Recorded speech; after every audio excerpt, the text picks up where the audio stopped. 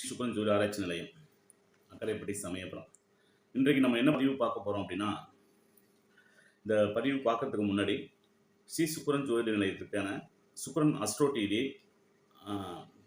பார்த்து கொண்டிருக்கும் நேயர்கள், ஜோதிட அன்பர்கள் அனைவரும் சப்ஸ்கிரைப் செய்து கொள்ளவும். நீங்கள் பெல் கிளிக்கை செஞ்சு வச்சிங்கன்னா உங்களுக்கு நான் போடுற வீடியோக்களை உங்களுக்கு தொடர்ந்து உங்களோட யூடியூப் சேனலுக்கு வந்துட்டு இருக்கோம். நீங்கள் அதை வந்து பார்த்து மகிழலாம். இன்றைக்கி பொதுவாக நம்ம வந்து இன்றைக்கி இந்த காலகட்டம் அப்படிங்கும்போது, இந்த மாத காலகட்டங்களானது எதை பற்றி நம்ம பார்க்குறோம் அப்படின்போது, உயர்கல்வியோட தீர்மானிப்பது எப்படி அப்படிங்கிறதான். இன்றைக்கி வந்து 10ஆம் வகுப்பு தேர்வு நடைபெற்று வருகிறது, 11ஆம் வகுப்பு தேர்வு நடைபெற்று வருகிறது, 12ஆம் வகுப்பு தேர்வு நடைபெற்று வருகிறது. இந்த தேர்வு காலத்தில் வந்து பார்த்திங்கன்னா 10ஆம் வகுப்பு முடித்தோன்னே பையனை என்ன படிக்க வைக்கலாம், கம்ப்யூட்டர் சயின்ஸ் படிக்க வைக்கலாமா, பயாலஜி படிக்க வைக்கலாமா, இல்லை காமர்ஸ் அக்கௌண்ட்ஸ் படிக்க வைக்கலாமா, இல்லை வரலாறு சார்ந்த பாடங்களை படிக்கலாம். அதுலேயே பார்த்தீங்கன்னா தொழில் சார்ந்த பிரிவுகள் இருக்கு இல்லையா, அக்ரிகல்ச்சர், டைப்ரைட்டிங், இந்த மாதிரிலாம் தொழில் சார்ந்த பிரிவுகள், இதெல்லாம் படிக்க வைக்கலாமா அப்படிங்கிறது என்னென்ன சேர்ந்த எல்லாமே இன்னைக்கு காலகட்டத்தில் தான் அனைவருக்குமே இருக்குது.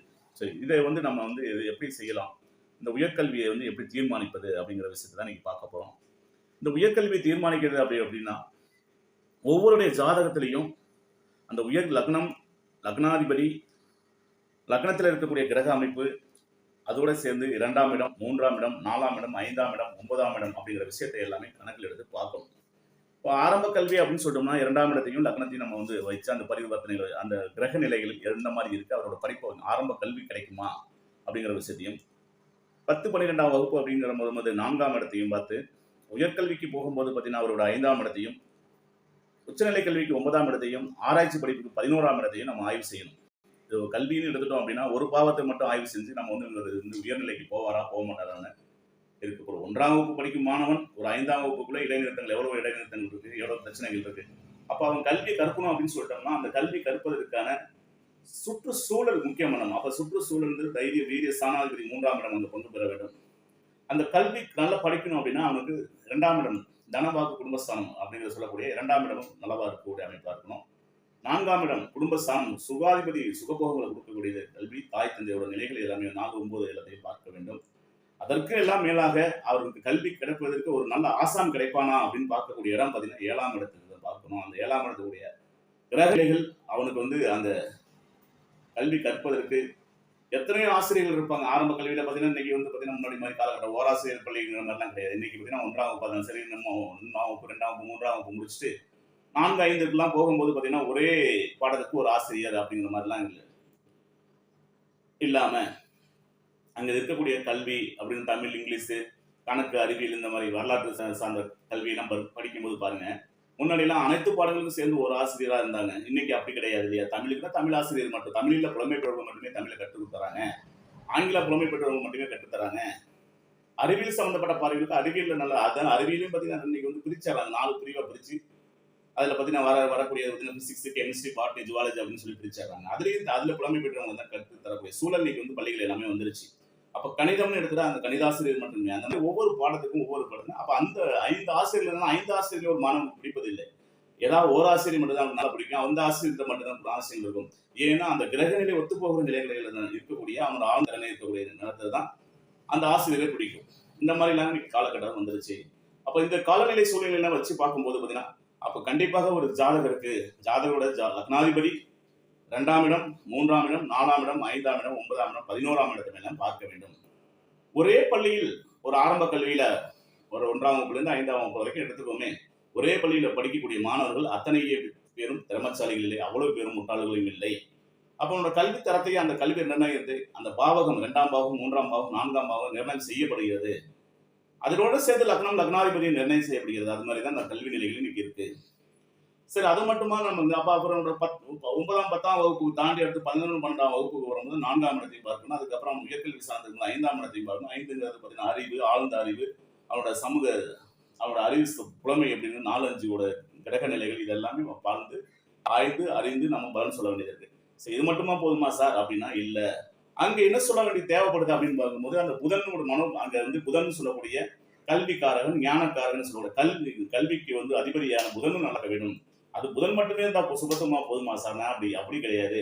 அங்க மனோகாரகன் சொல்லக்கூடிய சந்திரன் பகவானும் நல்லா இருக்கணுங்க. அப்படி சந்திரன் நல்லா இருந்தாலும் மட்டும்தான் நம்ம கல்வி கற்கக்கூடிய சூழல் நல்லா இருக்கும், அமைய முடியும் அப்படிங்கிற மாதிரி கிரக நிலைகள் எல்லாம் இருக்கு. இதெல்லாம் பகுத்தாய்வு செஞ்சாதான் நீங்க உயர்கல்வி ஸ்தானத்துல வந்து தீர்மானிக்க முடியும். ஒரு அருமையான ஒரு தீர்மானம் கொண்டு வர முடியுமானால் நீங்க இத்தனை பாவத்தையும் ஆய்வு செய்து அவங்களோட குழந்தையை நீங்க வந்து நல்லா படிப்பானா படிக்க மாட்டான விஷயங்கள் எல்லாம் ஆய்வு அறிந்து அவங்களோட சுயஜாதகத்தை பார்த்துக் கொள்ள வேண்டும். லக்னம் லக்னாதிபதி இருந்தாலும் அவங்களோட சுயஜாதகம் ஒவ்வொரு ஜாதகம் ஒரு இரட்டை குழந்தையோட ஜாதகமே ஒரே மாதிரி கல்வி கற்பது இல்லை. அதுல ஆணித்தரமா சொல்லலாம். சரிங்களா? அப்ப இரட்டை குழந்தை ஜாதகம் ஒரு சிலர் அந்த ஒரே இரட்டை குழந்தையோட ஜாதகத்துல ஒருத்தர் வந்து ஆசிரியரா போயிருக்காரு, இன்னொருத்தர் வந்து பாத்தீங்கன்னா டெக்னிக்கல் ஓரியன்டா, அதாவது மெக்கானிக்கல் சம்பந்தப்பட்ட பாடப்பிரிவுகளை படிச்சிருக்காரு. இன்னொரு ஜாதகத்துல பாத்தீங்க அப்படின்னா ஒருத்தர் வந்து கணிப்பொறி சார்ந்த துறைகளை தான் படிக்கிறாங்க. ஆனா அந்த கணிப்பொறி சார்ந்த துறைகளே ஒருத்தர் வந்து பாத்தீங்கன்னா கம்ப்யூட்டர் சயின்ஸ் துறைகளுக்கு போறாரு, விசுவல் கம்யூனிகேஷன் ஒரு சார்ந்த துறைகளுக்கு எல்லாம் போறாங்க. இதே மாதிரி அந்த இரட்டை குழந்தை ஜாதகத்திலையும் வெவ்வேறு மாறுபாடுகள் இருக்குங்கிறத நீங்க இந்த இடத்துல தெரிஞ்சுக்கணும். 2 குழந்தைகளும் ஒரே மாதிரி அறிவு பெற்று இருப்பது இல்லைங்கிற விஷயத்தையும் நீங்க தெரிஞ்சுக்கணும். அப்ப என்னோட குழந்தை என்ன சார் படிக்கும், எப்படி சார் படிக்கும் அப்படின்னா, உங்களோட ஜாதக ஆய்வுகளை வச்சு உங்க குழந்தை எதிர்காலத்தில் ஜோதிட ரீதியாக நிர்ணயிக்க முடியுமா என்றால் நிர்ணயிக்க முடியும். அப்ப ஒரு கணிப்பொறிக்கு ஒரு நான் இன்னைக்கு வந்து பாடப்பிரிவு பார்த்தீங்கன்னா ஏகப்பட்ட பாடப்பிரிவுகள், உயர்நிலை கல்வியில ஏகப்பட்ட பாடப்பிரிவுகள் இருக்கு. உதாரணத்துக்கு சில பாடப்பிரிவுகள் மட்டும் உங்களுக்கு சொல்றேன். BA, BBA, BCom, BSc, BE, BL, MBBS, BHMS, அது இல்லாம ஐடி, அது இல்லாம டிப்ளமோ, இது மாதிரி எண்ணற்ற பாடப்பிரிவுகள் வந்துருச்சு. மருத்துவ சார்ந்த இடத்துல அதுல 100க்கான பாடப்பிரிவுகள் வந்துருச்சு. இப்போ பிஇன்னு சொல்லிட்டீங்கன்னா காமனா சொல்றோம். அது பிஇல வந்து மெக்கானிக்கல் இருக்கு, எலக்ட்ரிக்கல் இருக்கு, சரிங்களா, கம்ப்யூட்டர் சயின்ஸ் இருக்கு, சிவில் இருக்கு, எலக்ட்ரிக்கல் அண்ட் எலக்ட்ரானிக்ஸ் இருக்கு. இன்னைக்கு பார்த்தீங்கன்னா ஏஐ டெக்னாலஜி வர வந்துருச்சு. அப்ப அந்த இவ்வளவு நுணுக்கங்கள், தொழில் நுட்பங்கள் வந்துருச்சு. அப்ப ஆர்ட்ஸ் அண்ட் சயின்ஸ் சொல்லிட்டோம்னா அதுல ஆர்ட்ஸ் குரூப் நிறைய வந்துருச்சு. பிஏ தமிழ், இங்கிலீஷ், தமிழ் சொல்லிட்டே போயிடலாம். பிஎஸ்சி சொல்லிட்டோம்னா அதுல கம்ப்யூட்டர் சயின்ஸ் வந்துருச்சு, physics, chemistry, botany, zoology, maths இருந்துச்சு. அந்த மாதிரி நிறைய பாடப்பிரிவுகள் வந்துருச்சு. அப்ப அந்த பாடப்பிரிவுல அவ்வளவு எதுல சுபத்துவமா படிக்க முடியும் அப்படிங்கிற விஷயங்கள் எல்லாமே கிரகத்தோட இணைப்புகளை வச்சுதான் நம்ம சொல்ல முடியும். அப்ப அந்த மாதிரி பார்க்கும்போது சில உதாரணங்கள் மட்டும் நீங்க சொல்றேன். இன்னைக்கு புதன் ராகு நல்ல சேர்க்கை இருக்கு, நல்ல அமைப்புல இருக்காரு அப்படின்னா, புதனும் ராகு நல்ல அமைப்புல இருக்கு அப்படிங்கும்போது அந்த அது மாதிரி சார்ந்த துறைகள் அப்படின்னு பார்க்கும்போது அவங்களுக்கு ஐடி ஃபீல்டுல இன்ஃபர்மேஷன் டெக்னாலஜில நல்லா வலுத்து இருப்பாங்க அப்படிங்கிற மாதிரி சொல்லக்கூடிய உண்டு. அது மாதிரி ஒருத்தர் மருத்துவர் ஆகணும் அப்படின்னா சூரியன் செவ்வாய் கேது நல்ல அமைப்புல இருக்கக்கூடிய அமைப்பு இருந்துச்சு அப்படின்னா அவன் மருத்துவர் ஆகிறதுக்கு அதிக தகுதி இருக்குன்னு சொல்லக்கூடிய.